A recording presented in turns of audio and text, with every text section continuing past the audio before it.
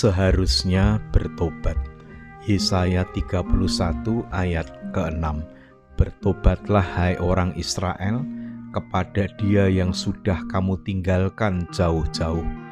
Jemaat yang dikasihi Tuhan, terdakwa kasus pembunuhan berencana Nurfriansah Yosua Huta Barat, Kuat Ma'ruf, mengangkat jari membentuk tanda metal usai divonis majelis hakim 15 tahun penjara.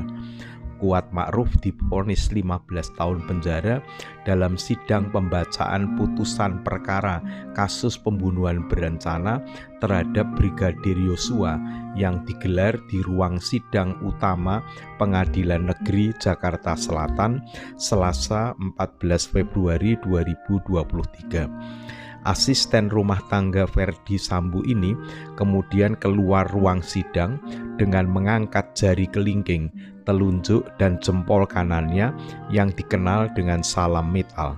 Salam metal Kuat Ma'ruf ini dilakukannya saat melintas di depan tempat duduk jaksa penuntut umum.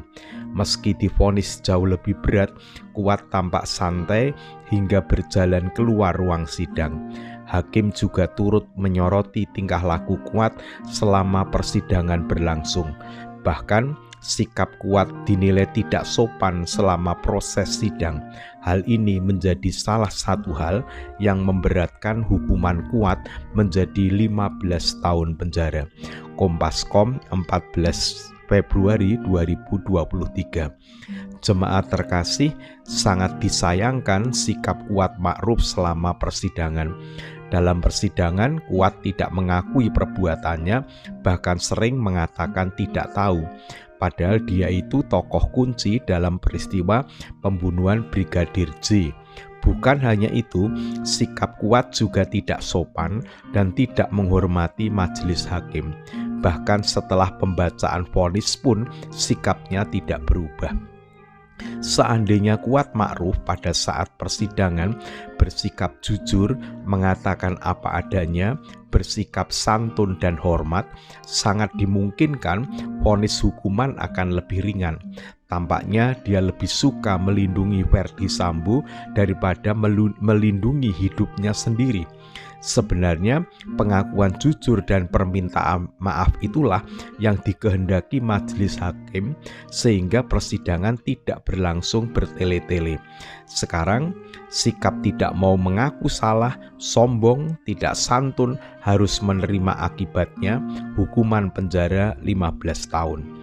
Jemaat terkasih, setiap manusia berpotensi berbuat salah karena memang manusia menyandang dosa turunan dari Adam dan Hawa. Yang dikehendaki Tuhan adalah manusia menyadari kesalahannya, mengakuinya, kemudian berjuang untuk memperbaiki hidup. Itulah yang berkali-kali disuarakan Tuhan kepada bangsa Israel.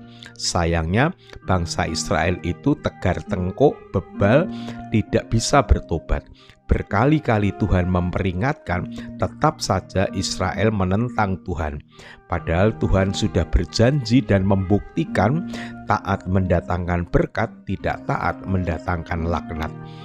Tuhan meminta kita semua hidup dalam pertobatan, karena setiap hari kita tidak bisa menghindarkan diri dari kesalahan.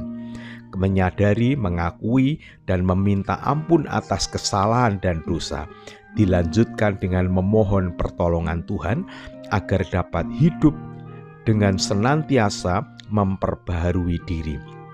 Jemaat terkasih, hidup dalam pertobatan, itulah hakikat hidup orang beriman. Setiap hari menyadari akan kelemahan, mengakui kelemahannya, dan berjuang bersama Tuhan untuk memperbaiki kesalahan. Tuhan menilai hidup kita dari kesanggupan untuk bertobat, memperbaiki diri setiap hari. Jika komitmen ini terus ada di dalam hidup kita, lama-kelamaan hidup kita akan semakin baik, akan semakin berkenan bagi Tuhan. Bertobat adalah merendahkan diri di hadapan Tuhan, mengakui kesalahan, dan berkomitmen untuk memperbaiki hidup dengan memohon pertolongan Tuhan. Salam sehat, salam bahagia, Tuhan Yesus memberkati. Mari kita berdoa. Allah yang Maha Kasih, yang kami yakini hadir dan berkarya di dalam Allah Bapa, Allah Anak, dan Roh Kudus. Kami bersyukur sebelum kami beristirahat, Tuhan memperkenankan kami menerima dan menggumuli firman Tuhan. Kembali Tuhan mengingatkan agar kami hidup dalam pertobatan, karena setiap hari kami tidak bisa menghindarkan diri dari kesalahan. Berikan kami kekuatan untuk selalu menyadari kesalahan kami dan bangun untuk memperbaiki diri, memohon pertolongan dari Tuhan. Kami berdoa untuk seluruh warga jemaat, kiranya Tuhan senantiasa memberikan kehidupan yang damai dan sejahtera. Kami menyerahkan berbagai pergumulan kehidupan yang kami alami. Ada di antara kami sedang menderita sakit, Tuhan berkenan untuk menyembuhkannya. Ada yang sedang mengalami duka cita, Tuhan berkenan untuk memberikan penghiburan. Ada yang sedang mengalami beban berat kehidupan, Tuhan berkenan hadir, menyertai, dan menolong kami. Sebentar lagi kami akan beristirahat, kiranya Tuhan berkenan menjagai kami. Jika esok hari Tuhan masih memberikan kesempatan kepada kami untuk melanjutkan kehidupan ini, kiranya Tuhan memberikan kekuatan kepada kami, agar kami dapat menjalani kehidupan ini dengan bermakna. Ampunilah segala dosa kami, di dalam nama Tuhan Yesus Kristus kami berdoa. Amin.